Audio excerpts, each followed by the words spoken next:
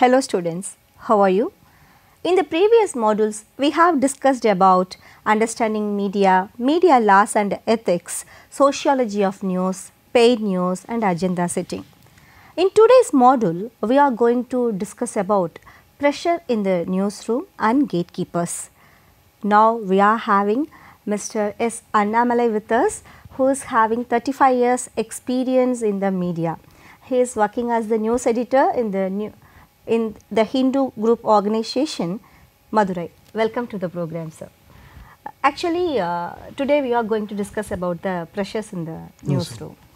Normally, news presentation, production and delivery is a very hectic and it's really a tough job for others who is watching from outside, really. So, the timeliness, we have to give the correct news and lot of things are available there.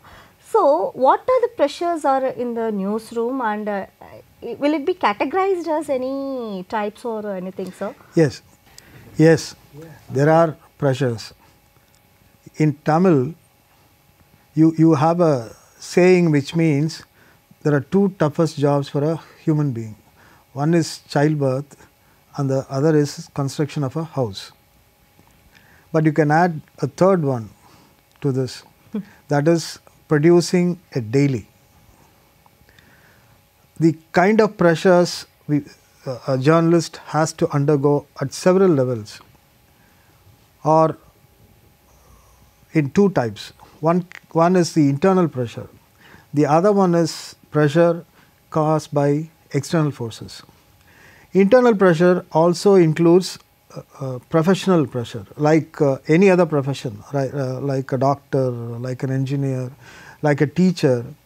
This profession also has its own pressures, but pressure need not be taken in a negative context. Actually, pressure helps you to be dynamic. This dynamism adds to the quality of your output. Without pressure, it will mean that you are doing something static. So, there should be pressure, but at the same time, are we going to succumb to that pressure or overcome the pressure? That is the challenge. The first and foremost pressure for any journalist, any person entering the profession is the deadline. There is a joke in the newsroom which says, the news editor or the chief of bureau will ask for a copy and the reporter will ask him, when should I file it? The answer will be yesterday. So, that is the kind of pressure, time pressure. If you do not do a certain task within a set deadline, the end result will be delay in delivery. Actually, whatever we do right from the morning till the paper is printed and delivered is this: the newspaper today should be delivered at 5:30 a.m. because there are so many factors coming into play. One is the availability of news in different platforms. If you do not stick to your time, the reader will not care for you. If you are going to deliver your newspaper at 7 o'clock or 8 o'clock, there is no point in producing a newspaper. Yes. Number two is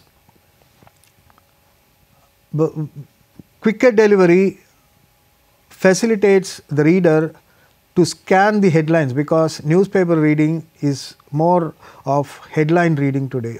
That's what happens in the morning, and that's the time a person has.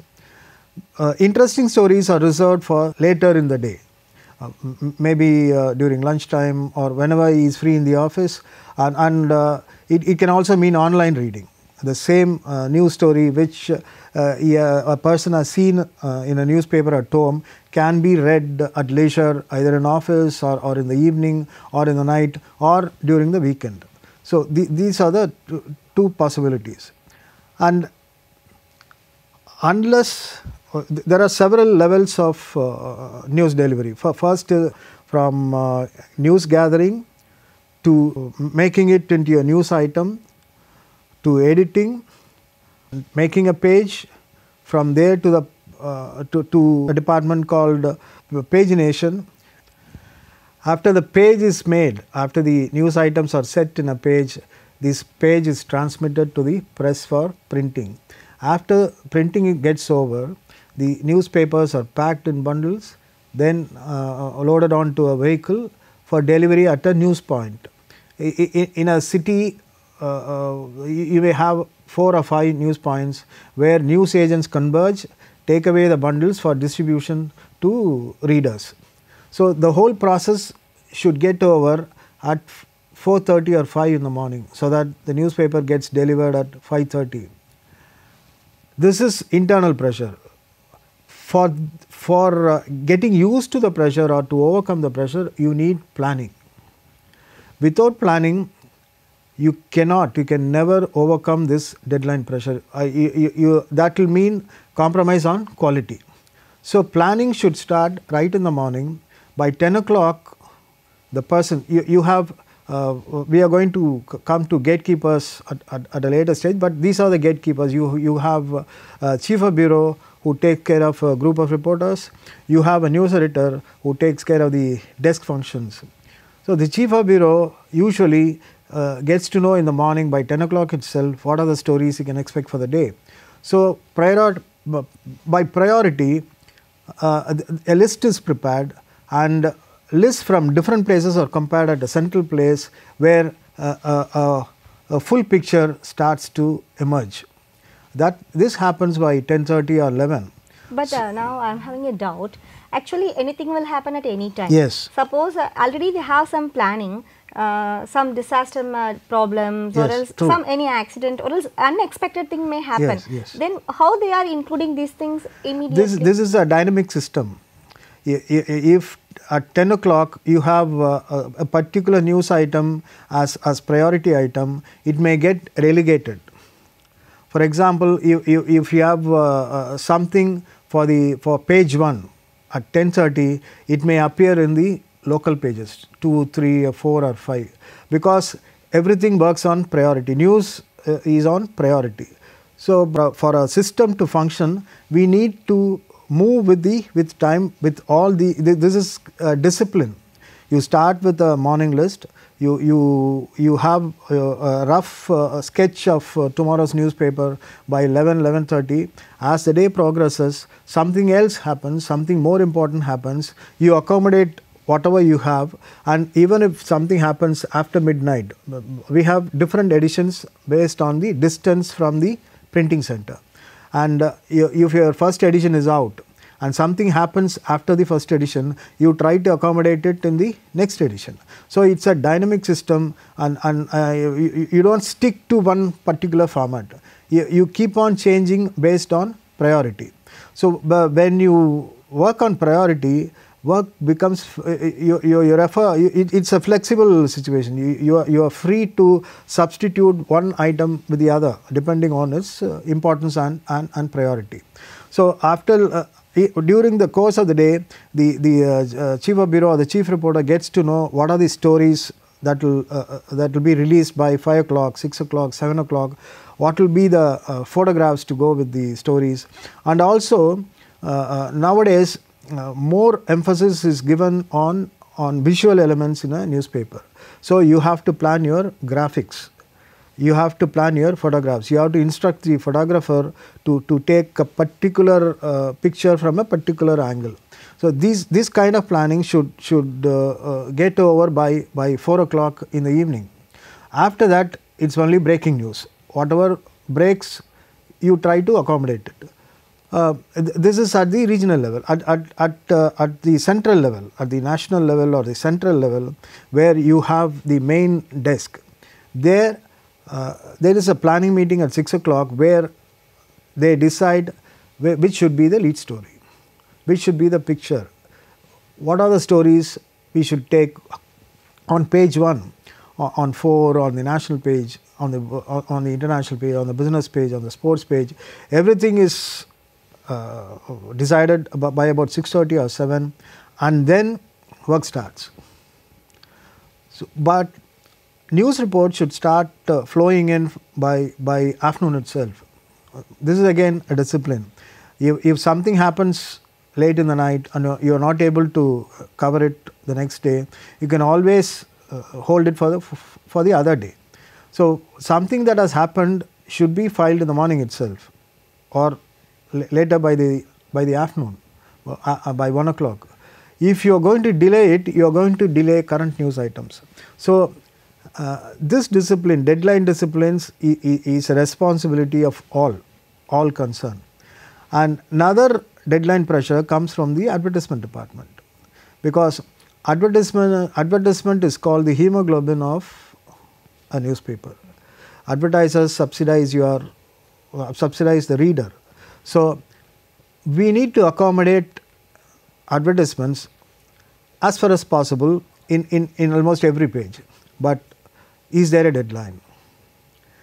For advertisements, deadlines have become flexible. That is because of the competitive market, where if you say that we have a deadline at 7 o'clock and we cannot accept your advertisement, it will go to the competitor, to the other newspaper. So, you lose revenue and also a loyal advertiser. So, there some amount of flexibility is also there. The third one is technology. Technology is infused to make your job easier, so that you can have a breathing time of say 15 minutes, 20 minutes or even half an hour, so that you do not need to rush towards the deadline. Technology helps in some ways, but reliable technology helps you in some ways. Newspapers totally depend on the net providers, so many private players, you have also a government player there, public sector. But beyond, certain things happen beyond your control. If technology fails, everything fails. That's another pressure, because every day you have to factor in a possible breakdown. At the time of the disaster, you have to face this type of power shutdown, network problem. At the time, what you are doing? I'll tell you an example. This happened much before internet came into existence. There was a strike by the telecom provider, I think for a week or so, and newspapers had to depend on the radio. So, I did that. I was given a transistor. I was asked to listen to news bulletins from 12 o'clock, 12, 1, 2, regional news bulletin at 2:40 or 2:20 or so, and then at 6 o'clock, 6:15, 6:30, so 7:15, 7:30, 8 o'clock, 9 o'clock. All these news bulletins I have to listen. I have to compile all the stories. We made page one full page using the radio. But here you have a lot of advantages because of the technology. If your internet system fails, I mean if your office system fails, you can always use your personal mobile phone. You can use your social media platforms for news sharing. It's not impossible to bring out a failure of technology. You have too many options, too many providers. If this line is out, you can also you always depend on a fallback line. It's not a problem, but sometimes technology also makes your job tedious. For example, if the internet slows down, for something which you can manually do in 1 minute, it may take 2 or 3 minutes, which again will bring pressure on you. These are all internal pressures. There is another internal pressure that is from the marketing departments. Newspapers believe that there is a clear dividing line between the editorial and the marketing departments, because these are two different functions but synchronized functions with mutual respect and mutual non-interference.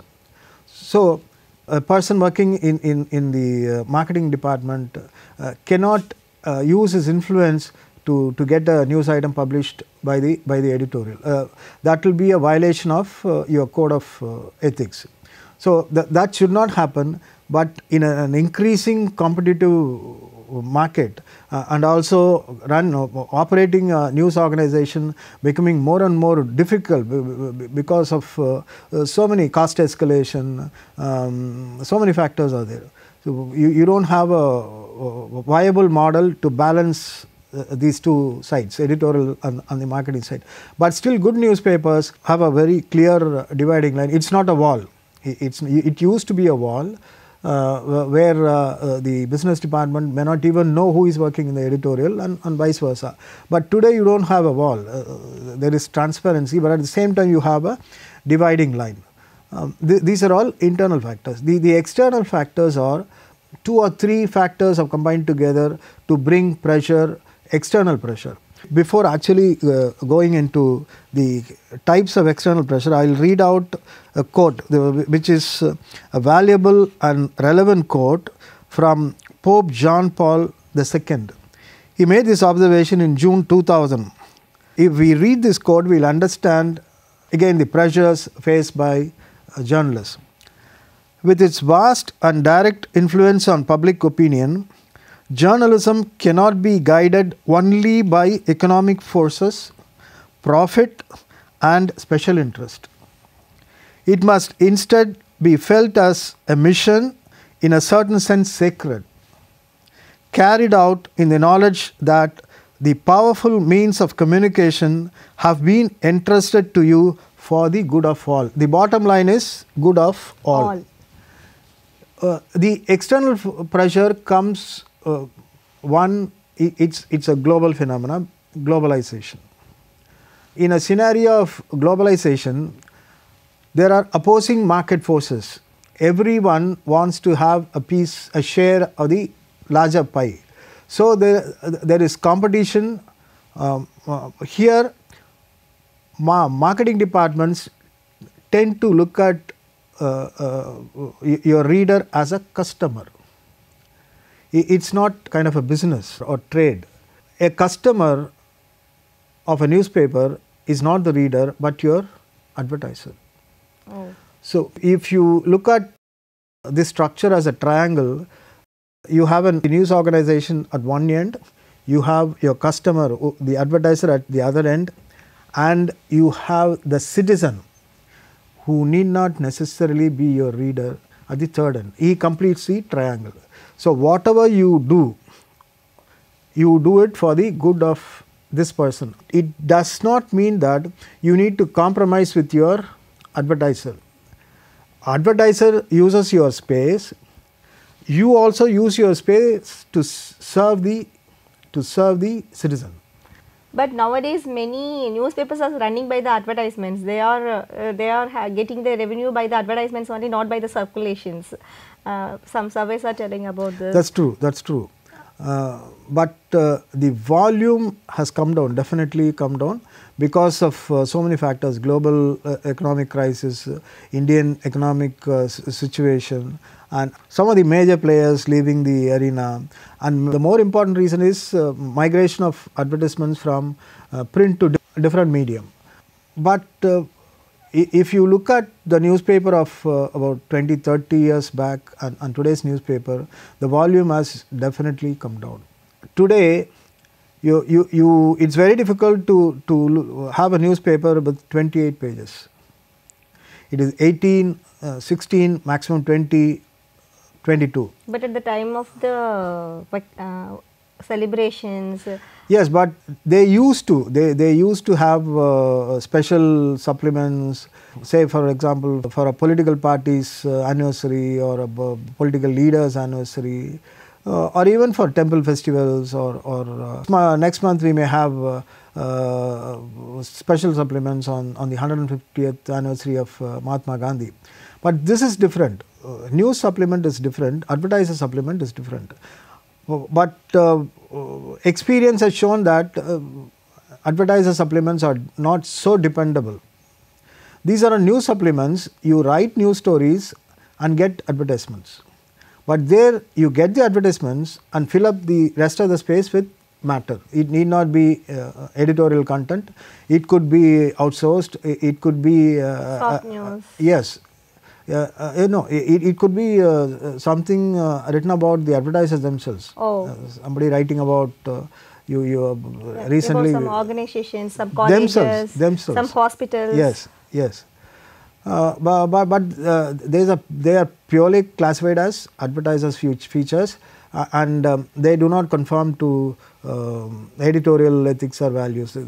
They are different, but they should be brought out in such a manner that they don't tarnish the image of the organization, because you have, apart from your professional code of conduct, professional values and ethics, you also have a code of ethics for the organization.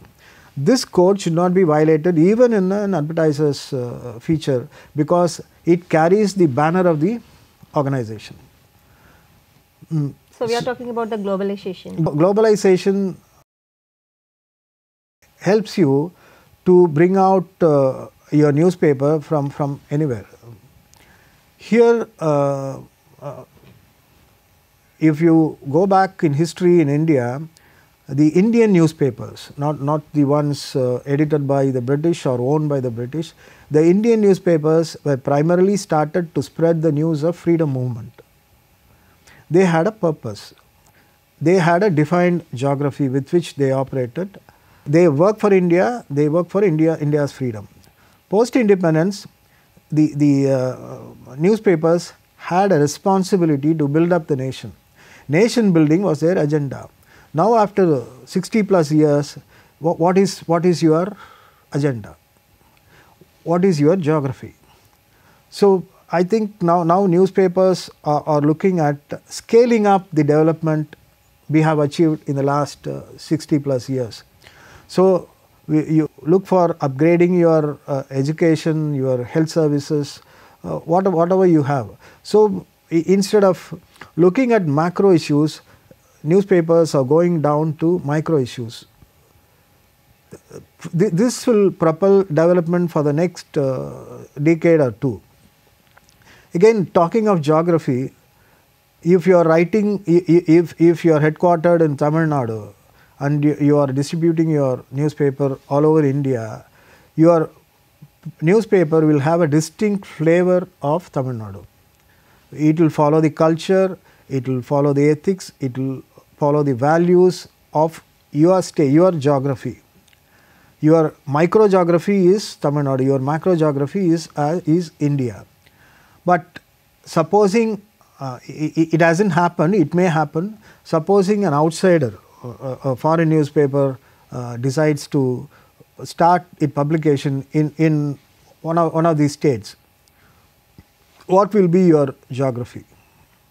What will be your values? So globalization looks for universal values and the whole world as your geography. So perspectives change. This is again a pressure. A person working in Madurai, it will be difficult for him to think globally overnight. So he needs to be exposed to the global conditions. It will be difficult even to write for a national audience, because perspectives are different. Your niche area should be, niche reader should be identified before you write your news stories. Again, marketing interests. The other pressure is marketing interests. With very few exceptions, or maybe in Tamil Nadu only one exception, other newspapers or other news organizations, you cannot call them newspapers anymore, news organizations are into different areas, different fields.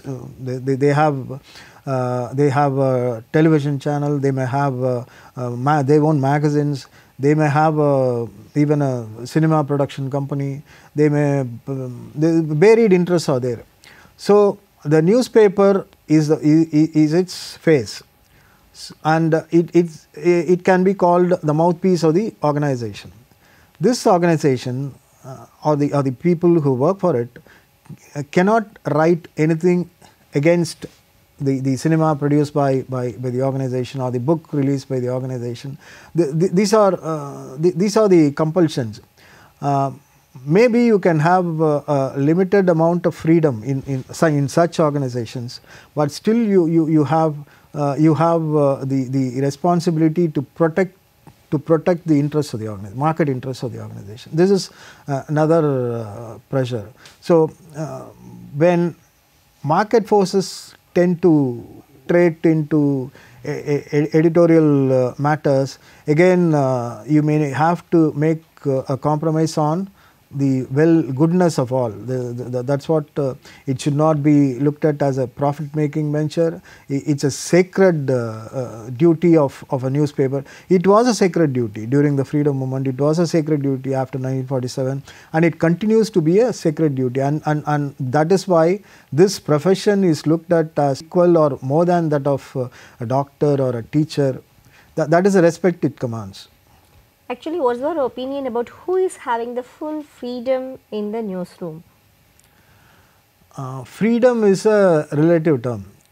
That's where you keep the gatekeepers. That gatekeeper is empowered. He is not the absolute power, but is empowered. The ultimate authority, that you have the name of the person, the editor, who is responsible for choice of the news.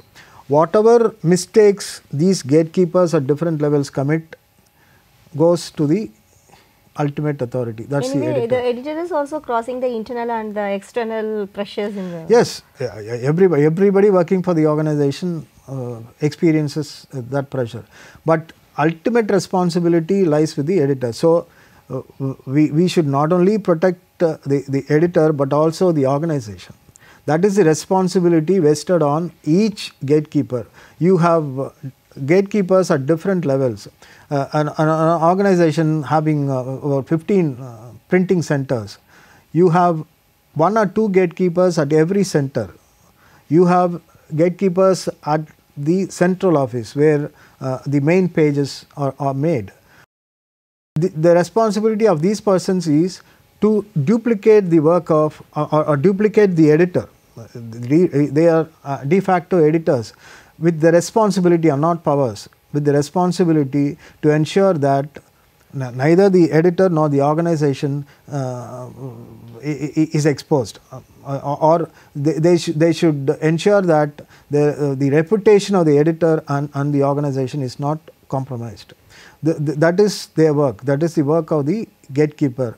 He filters out what is information and what is propaganda. If it is propaganda, he cuts it out. He also ensures timely delivery. He also ensures correct, appropriate both news and advertisements. Appropriateness is more important. The correction, grammatical, syntactic, semantic, all corrections are made by the desk. So you have gatekeepers in the form of a chief of bureau, in the form of a news editor, and above that you have with different designation, associate editor, managing editor, you have the editor, editor-in-chief. If I am in doubt, I can pass on the responsibility to the person above me, the gatekeeper above me. Then it is escalated. Ultimately, it is the person at the top who makes the final decision on difficult issues. But otherwise, on mundane work, on ordinary things, the decision rests with you and you are responsible. The gatekeeper is responsible for the decision he takes, and he has to explain why he took such a decision when there is a controversy. Actually, many important news are coming after many filters, I think so. But at the same time, here the readers are also the gatekeepers or not? We have built a bridge in our organization, The Hindu. We have a bridge. That bridge is called the reader's editor. He is a bridge between the news organization and the readers. Long time committed readers may not like certain news items, may not like certain photographs, may not like the language, may not like the headline, may not like the caption. They raise it with the reader's editor. They flag these things with the reader's editor, who in turn explains why such a headline was chosen, that photograph was chosen, particular news item was chosen. Maybe what is wrong today, when you look back in future, you will realize that what has been published is right. So, but if you come to know that what you done is wrong, what you have published is wrong. A correction follows the next day. Our organization is not ashamed of correcting ourselves. We accept that, or we rather feel sorry for the mistake, because ultimately the reader matters to us. So readers also they play a proactive role. The gatekeeping is a function that happens before the newspaper is released, but whatever happens afterwards is post-mortem. So whatever has been done is done. So to undo it, now we have a practice of correcting even the online edition. If something is wrong in print, the print takes a correction, and the online also takes a correction. Learning is an endless process. You have shared your views in excellent way, sir. Actually, from today's discussion, we have learned many things about what are the pressures are in the newsroom, like internal and external pressures, and how the gatekeepers are working. Thank you so much for your sharing of your time, sir. Thank you. Thank you, sir. Okay, students. I hope that from today's module, you have learnt about what are the internal and the external pressures in the newsroom, like advertisement, deadline, marketing, globalization, technical problems. After crossing all these things, one newspaper is reaching us.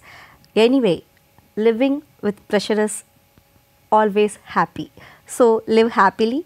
Thank you so much.